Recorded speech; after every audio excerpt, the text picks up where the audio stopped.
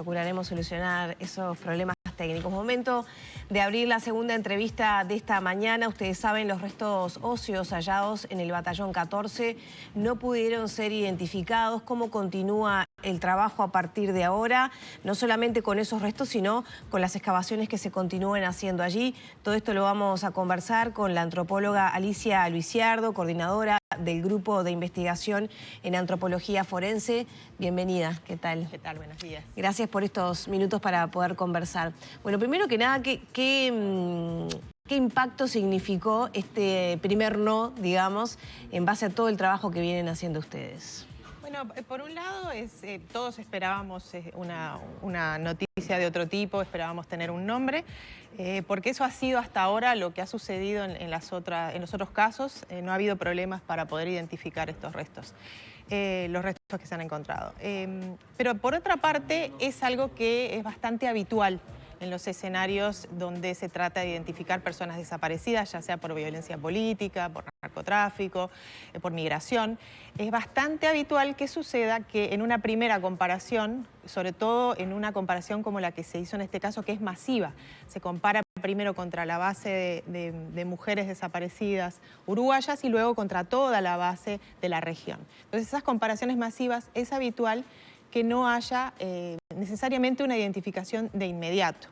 Entonces, eso es lo que hay que entender. Era esperable de alguna manera, era una de las opciones. Era una de las posibilidades y no quiere decir que esté agotado lo que se puede hacer en relación a identificar estos restos. Claro, eso es una luz de esperanza, ¿no? Porque también uno tiende a pensar, bueno, si no hay un contraste, si ese banco de datos no puede arrojar quién podría ser la persona, nos damos por vencidos. No, hay chance de seguir analizando, buscando y buscar otros mecanismos y herramientas. Exacto. La identificación es un proceso y es un proceso de múltiples comparaciones. Una de las comparaciones es la genética y obviamente es la que nos va a dar la certeza, pero lo que se tiene que entender es que no es simplemente aplicar una técnica e inmediatamente obtener un resultado y con eso saber quién es. Hay que trabajar esa información y estamos en esa parte del proceso donde tenemos un primer resultado que dice que no hay una coincidencia significativa, pero no quiere decir que no se pueda intentar otras cosas para lograr identificar los restos. Ahí va, ¿qué pasos podrían darse en ese sentido? Porque a los mortales simples nos cuesta entender eso, claro, ¿no? Que haya una mínima coincidencia, no para hacer un match completo, pero sí que podría en otra etapa sí identificarse con ese otro comparativo. ¿Qué queda por delante en ese sentido? Bien, una de las complejidades de este tipo de identificación es que lo que se está comparando es el ADN de los restos encontrados con el ADN de las familias que han donado porque tienen un desaparecido. Esa composición de las familias que han donado, de esas muestras de sangre, varía caso a caso. A veces dona una mamá, a veces dona un hijo, a veces un hermano, a veces una combinación de familiares, sobrinos, nietos, abuelos. Cada una de esas composiciones familiares, esos grupos familiares que dona, tiene mayor o menor posibilidad de que en una comparación haya inmediatamente una identificación. Porque lo que hacemos es comparar el ADN de los restos con el de una familia. No ADN de los restos con el ADN del desaparecido. No es un caso actual. Entonces hay que reconstruir genéticamente a esa persona mediante su familia. Si yo tengo muchos familiares y de línea vertical, los padres, los hijos, va a ser seguramente más sencillo y más rápido la identificación. Entonces, en este caso lo que tenemos que hacer es trabajar caso a caso todos los casos de mujeres que continúan desaparecidas, que no pudieron ser excluidas en esta primera comparación. Lo importante acá es decir que hay un número significativo que fueron ya excluidas. Entonces nos queda un número más reducido para trabajar caso a caso y ver qué donantes tiene cada una de esas familias, si se puede fortalecer ese grupo de donantes y de qué manera, muestras de sangre, exhumaciones en cementerios, o quizás haya una avenida un poco más simple y más rápida, que sea solicitar exámenes adicionales al laboratorio. El examen que se hizo ahora es de ADN nuclear, es el ADN que heredamos de papá y de mamá, 50%, 50%. Pero hay un ADN que es el mitocondrial, que es el del linaje materno y que lo compartimos con nuestra mamá, nuestra abuela, la bisabuela. Entonces, ese tipo de análisis puede ayudar a excluir otro número de personas y a dar más certeza mesa en coincidencias para seguir avanzando. O sea, hasta ahora entonces lo que podemos decir es que se fue achicando el círculo y quedamos en ese grupo de 18 mujeres que mencionaba Percivale ayer aquí en este programa. Exacto, tenemos un universo más reducido con distintas dificultades o problemáticas para abordar en esta mesa de trabajo. Incluso había otro grupo más reducido aún en base a algunas informaciones. Ustedes igual van a apelar a las 18. Seguramente en la mesa de trabajo sea una de las cosas a ponernos de acuerdo y a definir, ¿no? Es si vamos a darle prioridad a un número de personas en particular, que podría ser una de las posibilidades, y por dónde empezar. Sin duda que, de todas maneras, esto pone sobre la mesa la necesidad de que el banco de muestras de referencia de familiares se amplíe, se revise, se sistematice. ¿Es de qué año este banco? No es un banco que se haya... Claro, es un banco fragmentario, es un banco que se fue formando con donaciones en distintos centros, policía técnica en su momento, banco de órganos, hay muestras en el Servicio de Medicina Legal chileno, hay muestras que familiares tomó, y eso se ha ido enviando al equipo argentino, pero no necesariamente ellos recibieron todo. Hay que ver también qué universo de muestras tienen en Córdoba. Claro, ¿qué número de muestras hay para comparar? No sé. Bueno, no sé el número de muestras exacto porque cerca de 4.000 desaparecidos, pero que los representan 11.000 muestras. A grandes rasgos los números son esos y que abarcan lo que es la región y lo que podría haber sido un plan cóndor. Por eso la importancia de compararlo en Córdoba, que tienen la base de datos más completa para la región. Alicia, ¿cómo fue recibir la noticia? Porque hablamos mucho cuando aparecieron los restos. Tú estabas aquí en la oficina, en la Facultad de Humanidades, el equipo te llamó llorando prácticamente porque era algo muy importante para la tarea que realizan desde hace mucho tiempo, muchos años. Encontrarte con esta situación de no poder identificar en esta primera instancia, ¿qué le generó? Bueno, fue un impacto, fue un shock, una negación al principio, de decir no puede ser, como que no hay una coincidencia. Pero bueno, luego inmediatamente lo pones en perspectiva y decís, bueno, pero esto es habitual, esto pasa. Claro, tal vez no era lo habitual con las situaciones anteriores. No había sucedido antes. En el caso de Bleier fue un mes y se pudo determinar que era él. En todos los casos se pudo hacer una identificación en los tiempos habituales. Lo que nos abre la puerta ahora, o sea, inmediatamente el shock fue, bueno, esto es un desafío. Un desafío que tenemos que trabajar como equipo de antropólogos, como Institución Nacional de Derechos Humanos, Fiscalía, Madres y Familiares, equipo argentino. Entre todos tenemos el desafío de ponerle un nombre a estos restos. Y esto, en vez de ser una piedra en el camino, pasa a ser también una situación que puede generar otras derivaciones, como tener más muestras y mejorar ese banco. ¿Se puede tomar como una situación ventajosa en definitiva? Absolutamente. Sí, absolutamente. Yo creo que esto pone luz sobre algo que no había sido atendido correctamente, no importa los motivos. Lo importante es que ahora tenemos la posibilidad de trabajarlo, de mejorarlo y de entre todos colaborar para tener unificado todo eso y bueno, que tratar de que no nos pase. No podemos decir que no nos va a pasar porque sigue pasando en todos los escenarios de Latinoamérica y del mundo que hay restos que no se identifican. ¿Se está considerando, bueno, pedir muestras a familiares en el exterior, por ejemplo, o posibles familiares de detenidos desaparecidos? Se mencionaba, ¿no?, utilizar los mecanismos de Cancillería, por ejemplo. Sí, dentro de lo que se puede hacer para mejorar esa representación genética familiar, pueden ser donaciones de personas que estén en Uruguay, bueno, o en la región. ¿Cómo es? ¿Se los ubica? ¿Se apela así un llamado general por si alguien forma parte de una familia que aporte su muestra? También va a ser un mecanismo de la mesa, ¿no? Definir si se llama en privado a las personas, si hay un llamado general. Lo importante es que esté canalizado el lugar donde se vaya a hacer la donación, en el caso de Uruguay, por ejemplo, que se sepa a dónde ir a donar. En el caso del exterior, normalmente si hay una persona que quiere donar, se puede ver un mecanismo a través de Cancillería. ¿Saben si llegó alguna notificación de algún familiar en el exterior? Porque se había manejado por parte de familiares desmentir un comunicado donde se solicitaba que se aportaran muestras o la ubicara determinada persona. ¿Hubo algún interés, algún llamado, contacto para donar algún tipo de muestras en estos días? No que yo esté al tanto, todavía no ha habido por lo menos ningún llamado a donar a nadie en particular, pero yo no estoy necesariamente al tanto de lo que pueden estar haciendo otras instituciones, ¿no? Alicia, ¿y qué tiempo se abren a partir de ahora, no? Porque estaba todo el mundo pensando como en ese mes que iba a llevar este trabajo. con mucha ansiedad, ¿no? Como creo que a nivel social había como un manejo de la ansiedad y bueno, ahora se abre otro capítulo de tiempo, ¿no? La verdad que no sabría darle un tiempo porque va a depender caso a caso y de qué vamos a priorizar en esa mesa de trabajo del día de hoy. Si vamos a priorizar un caso, un número reducido de esos 18 posibilidades. Va a depender de si es una técnica adicional, de si se necesita reforzar donantes. Se abre un espacio ahí que no podemos acotar. Alicia, antes de meternos en todos los trabajos que se siguen realizando en el Batallón 14, hay cuestiones que no se pueden determinar, como el ADN, identificar a la persona, pero sí dar certezas que es una mujer detenida desaparecida, que en base a los análisis que se realizaron y ese trabajo meticuloso se pudo determinar que sufrió torturas.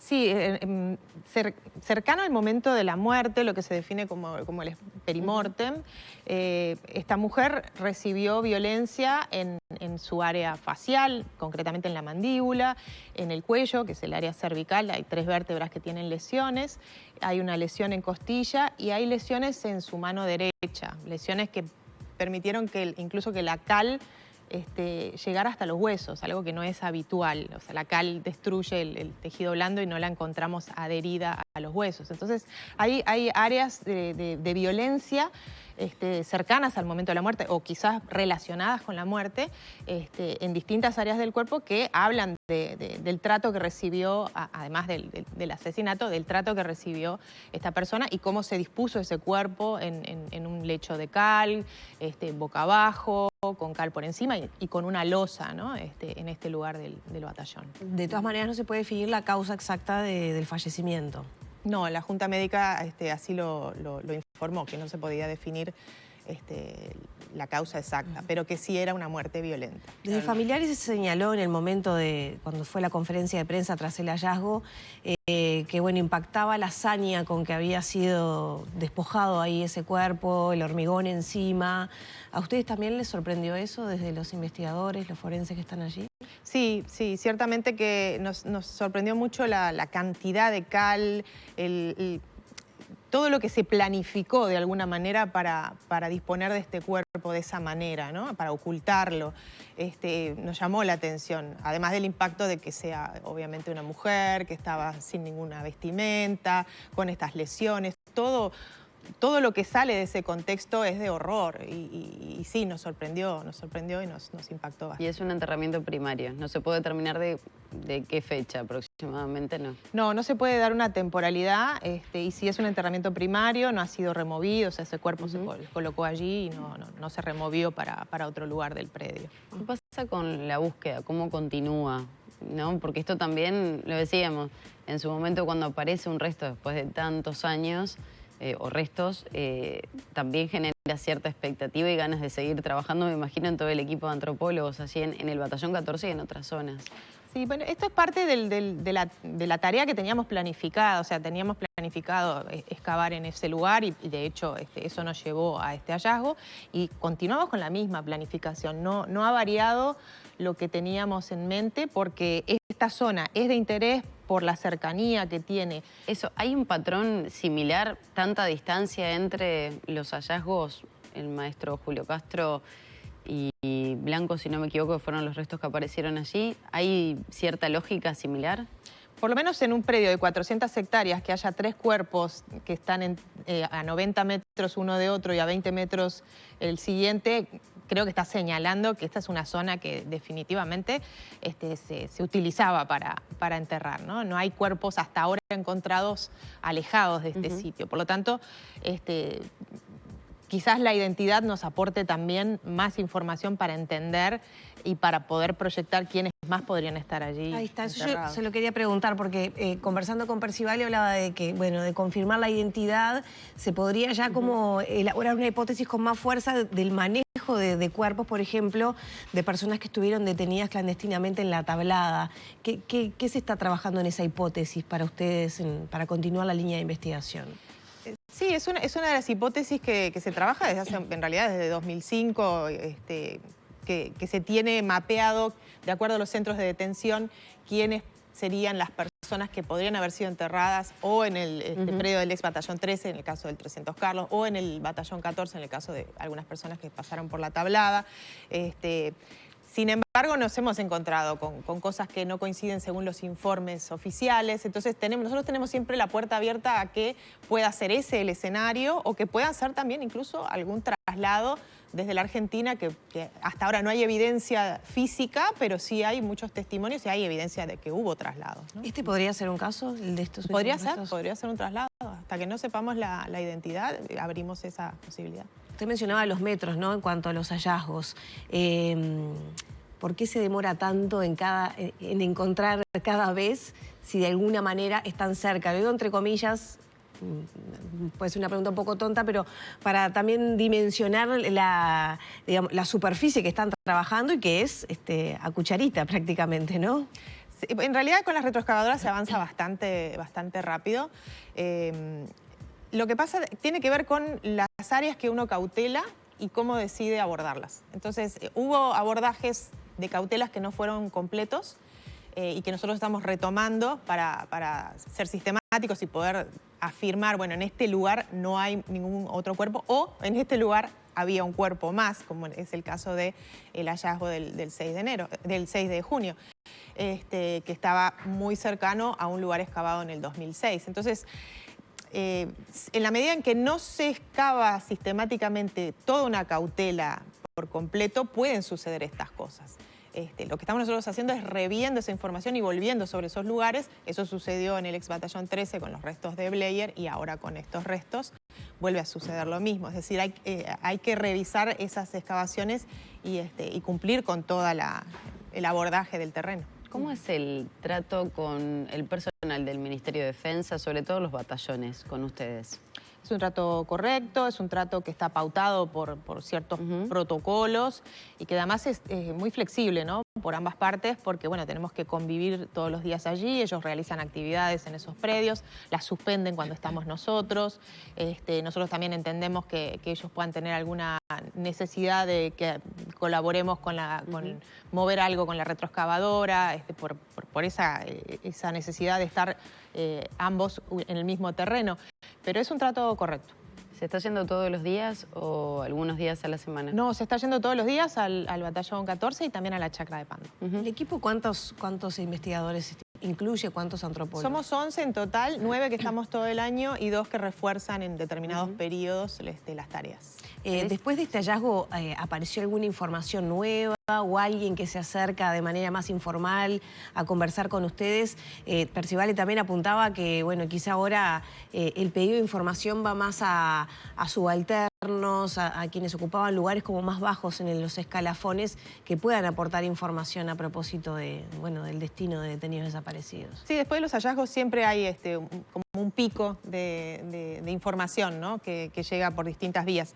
No necesariamente es información de calidad, a veces reitera lugares, reitera información que ya teníamos, pero sí es cierto que se ha recibido y en estos días se sigue recibiendo gente que viene a dar información que después será estudiada y veremos si la podemos incorporar a la investigación. Alicia, su aporte al equipo desde 2015, si no me equivoco, tiene otra perspectiva, ¿no? Antes eran búsquedas y se llevaban al Instituto Técnico Forense. Hoy por hoy, ¿qué más le da al equipo de antropólogos su tarea, en definitiva? Yo ingreso al equipo en el 2007 como parte del grupo. Y en realidad la idea era la posibilidad de empezar a analizar restos óseos, porque el equipo hacía las búsquedas, se levantaban los restos y se llevaban al Instituto Técnico Forense y no había una capacidad de análisis de los restos. Y eso es una de las ideas de la incorporación de alguien que tenga un perfil como el mío, que es más de análisis de restos óseos, ¿no? Entonces, darle un poco al equipo esa posibilidad de tener arqueólogos que sean capaces de dar cuenta de las excavaciones, antropólogos forenses especializados en el área de análisis. Entonces, a partir de ahí, el equipo empieza a tener la posibilidad de analizar los restos que recupera en los predios. Después, lo que se da es la situación de que soy nombrada coordinadora, pero yo ya venía trabajando desde 2007 con el equipo y en lo que hicimos en la coordinación fue trabajar todos juntos para ver de qué manera podíamos hacer un aporte después de tantos años que se venía buscando y que no estábamos teniendo resultados. ¿El trabajo que están haciendo se podría acelerar de alguna manera? No sé, más personal, más profesionales... O no sé, con la información que hay y lo que hay, digamos, no se podría cambiar demasiado. La única manera de acelerar los trabajos es con información, la verdad. Porque si no, habría que poner miles de retroexcavadoras en todos los predios militares y equipos de antropólogos que tampoco hay personal formado para hacer ese tipo de tareas. O sea que no es posible solucionar este problema con ese tipo de abordaje. Lo que se necesita es información. Eso es lo principal. ¿Piensa que está la información, que hay gente que la tiene? Sí, yo supongo que sí. Las personas que participaron tienen esa información.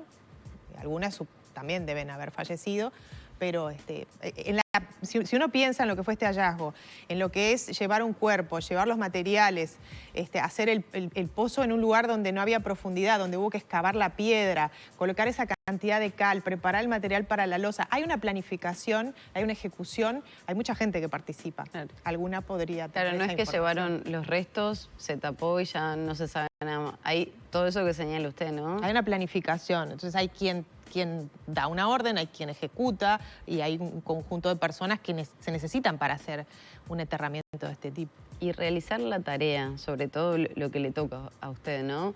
Eso, recuerdo cuando aparecieron los restos, hicimos un móvil para subrayar, decía, esa pieza que determine que va a ser única, la vamos a tener que romper y ya no va a ser la misma que cuando la recibimos.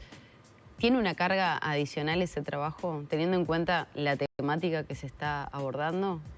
Sí, tiene una carga adicional. El contexto de trabajo de la antropología forense es la muerte, es siempre dar una noticia que no es agradable, es trabajar con el horror de alguna manera. Entonces sí tiene una carga, además de que todo lo que es nuestro trabajo está dentro de un marco legal y por lo tanto hay que tener las precauciones para no cometer errores que tienen un impacto que puede ser mucho más grave que en otras esferas de trabajo. Por ejemplo. Y un error al, por ejemplo, hacer una técnica para determinar algo que implique la destrucción de una evidencia cuando a lo mejor no es necesario, porque hay otras técnicas que permiten hacerlo. En este caso fue el fémur que se partió para... En este caso, por ejemplo, lo que se hace es de un hueso largo, para no afectar su longitud, se toma una ventana de hueso, o sea, se hace un corte del tubo, de la parte tubular, sin afectar la longitud. De esa manera, y se hace en la parte posterior para que la familia no lo vea después cuando uno lo muestra